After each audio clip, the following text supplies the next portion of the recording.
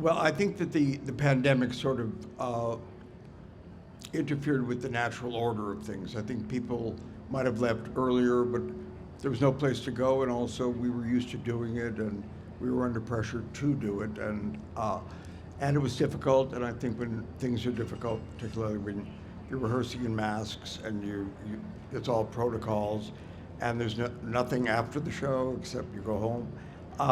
I think that there was just a bonding, and I think people got very close. And when we did those at-home shows, you got to see everyone's apartment and actually where they live and how they live. And so there was an intimacy and a connection between the audience and this group. And I think I couldn't imagine that we would work without that whole team. So we just kept going.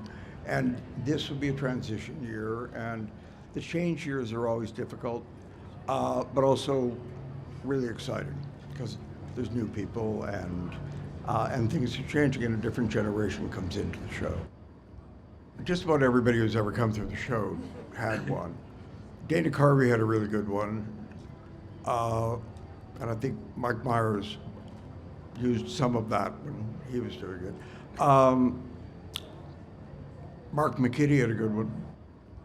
It's always something of a surprise because remember, we're going to season 48, and at least at least 3 or 4 times in each decade, we don't either get nominated and we certainly don't win. So you never really know what's happening. Also, we're a New York show, so we don't have that kind of feedback that you have out here where you run into people and all that.